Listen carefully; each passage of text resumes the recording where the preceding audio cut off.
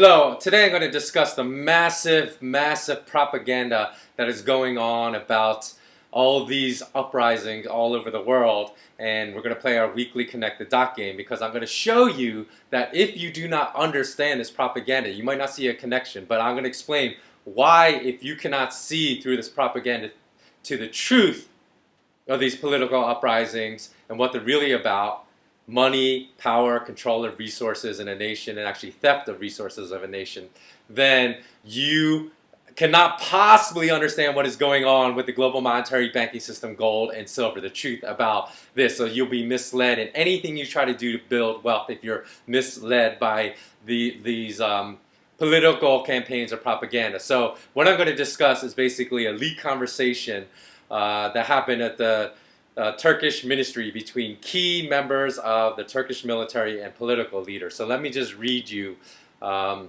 transcript of that conversation. So the first person says, Prime Minister said that in current conjuncture, this attack on Suleiman Shah tomb must be seen as an opportunity for us.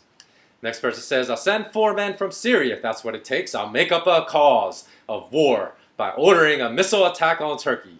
We can also prepare an attack on Suleiman Shah tomb if necessary. Sorry if I'm not pronouncing the name of that tomb correctly, but I'll put the link to the transcript below so you can go check it out and listen to the whole thing yourself. Next person says, our national security has become a common, cheap, domestic policy outfit. And then the last person says, it's a direct cause of war. I mean, what we're going to do is a direct cause of war. So basically, the leaked conversation, which by the way, was not refuted by the Turkish Prime Minister. In fact, it was acknowledged by the Turkish Prime Minister. So that, in essence, has verified that conversation coming from the Turkish ministry as being true and accurate. And the Turkish PM said the leak of this conversation, the partial transcript of which I just read to you, is immoral. Not the fact that they were planning some fake attacks in Syria against Turkey to start a fake war against Syria, basically to seize their gold or whatever the purpose of starting war with Syria is. I'm sure part of it is to take their gold. Then he calls the fact that this leak conversation about their fake war planned with Syria is immoral. Not that the fake war is immoral, but that the planning or the leaking of that conversation was immoral. So that is how sociopathic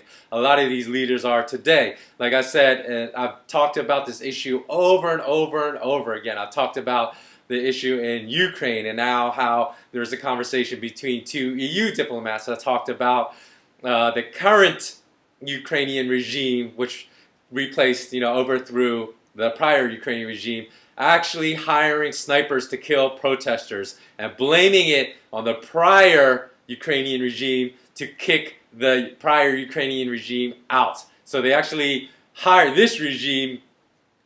snipers, according to a conversation by 2 EU diplomats, and I'll put all the links again below so you can go check it out for yourself.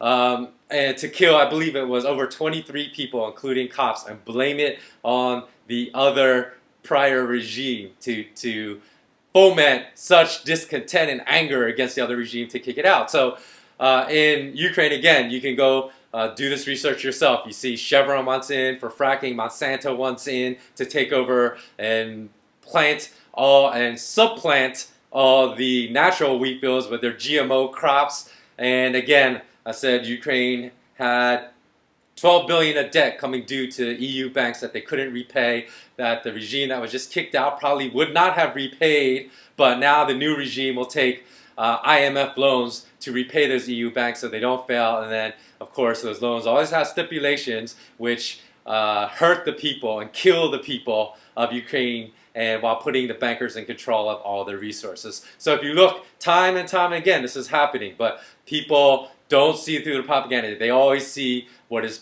presented in the news as, oh, overthrow this corrupt regime. Now, I'm not saying these regimes are not corrupt, because as I said, I believe all governments today gravitate towards the equilibrium of corruption. But that does not mean that the new regime that's going in is not as corrupt, or in many cases more corrupt than the regime that they just placed, because what is ultimately happening with these regime changes is not about democracy for the people. It's not about liberty, freedom for the people. That's how it's being presented, but it's actually about theft and control of resources of that nation. So in Syria, probably one of the main goals of NATO and the EU and the US is also to put in a central bank favorable to Western banking interests as well. But when we look at Libya, okay, go look up what happened to Gaddafi's 100 after they murdered Gaddafi. What happened? And this was NATO again. What happened to Libya's 144 tons of gold? Now that was 144 tons of gold by the official IMF statistics, which everyone knows that that's all a bunch of rubbish. So who knows how much gold Libya actually had? I never hear anyone question those statistics when we know all the gold reserves listed by the IMF are rubbish. So all we know is that Libya had a bunch of gold, a lot of gold. It could have been a lot more than 144 tons.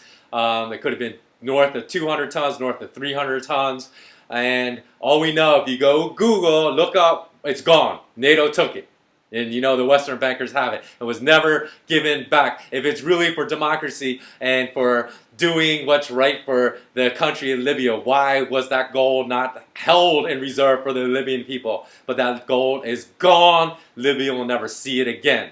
So, and if you look at Afghanistan, again, we're going in to free the Afghanis from the horrible Taliban. Now, the Taliban, of course, again, is oppressive, but this is how they get you. So they say, oh, we're going to free the people from all this oppression. But then they go in, and what happens? You have photos all over the place. You can just Google U.S. soldiers patrolling poppy fields. And the U.S. military controlling all of the heroin distribution now that's going on in the world. So, because 98% of the world's heroin now comes from Afghanistan, whereas prior to that, I believe it was less than 5% prior to U.S. military occupation of the poppy fields in Afghanistan. So these are all issues I've talked about in prior videos, so this should be nothing new to any of you that have been watching my videos for a long time. But why this is so important, as always I say, never even believe what I say. Go do your own research, because I always put links in the bottom of this video description where you can go do your own research and see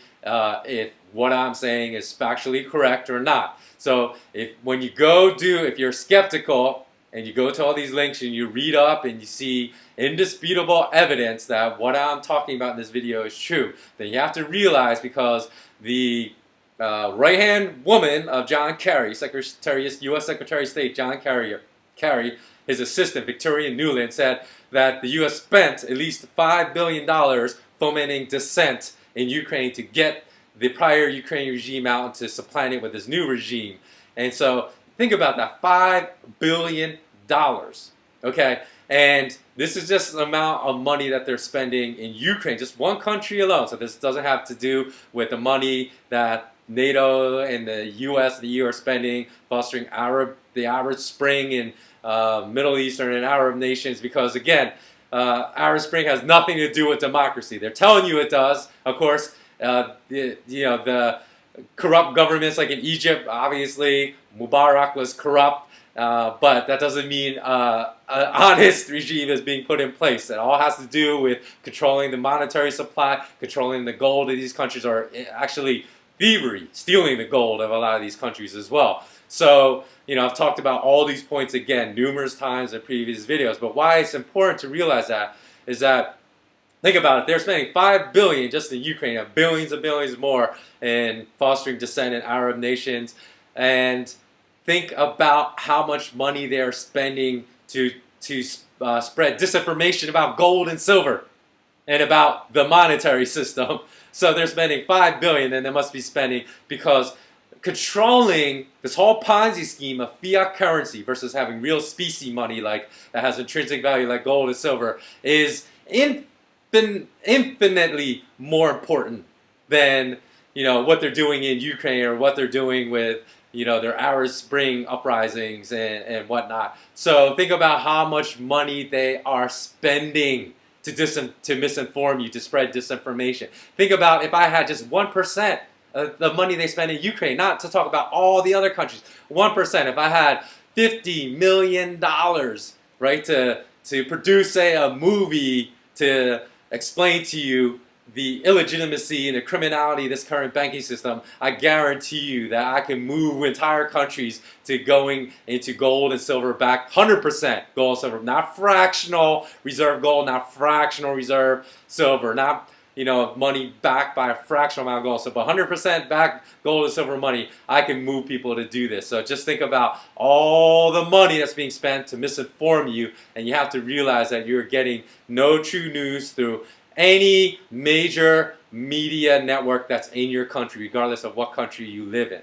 So, I've told people for years and years as well that NATO and the United Nations, although people have this perception of them spreading goodwill across the globe, they're not good organizations. They're organizations that basically are part of the whole power, the global power structure, only serving the interest of those politicians, the military-industrial complex, and whatnot. You can even, I'll even put a link below where you can see there are instances in the past of UN diplomats running a sex trade ring out of, so I can't remember which war-torn country it was, some Eastern European war-torn country. They're kidnapping young girls and actually running a sex trade ring operation out of, basically under the auspices, under the cover of the United Nations. And when this sex trade ring was outed, and again, I'll put information below so you can go check it out.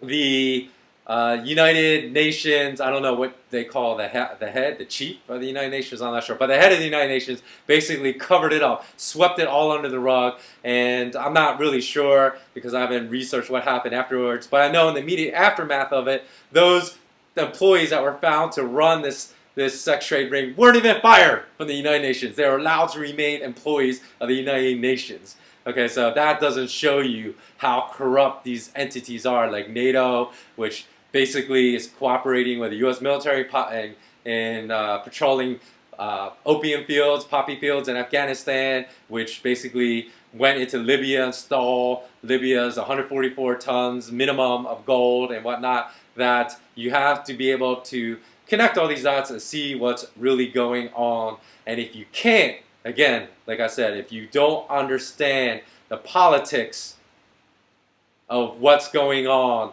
all around the world and really the truth behind these uprisings, which have nothing to do with liberty and freedom for any country, then you will not understand anything that is going on in the financial world. Because there's much more money being spent to disinform people about what's really happening in the financial world. So if you believe what you're hearing on the news about all these political events and all about all these like fake wars and confrontations that are being fomented by all these NGOs and all these governments between nations, if you don't understand the fakeness of all that, then you're not going to understand that everything that's being fed to you through like Bloomberg, Reuters, all the major financial news mainstream channels is all fake as well. And you will not see what is coming in this global monetary crisis. So that's the message for today. If there's anything that struck a chord with you, or if there's anyone you know that can benefit from this, please pass this on to your peers, your colleagues, your families, your friends. Thanks a lot for watching. As always, remain intensely curious. So long.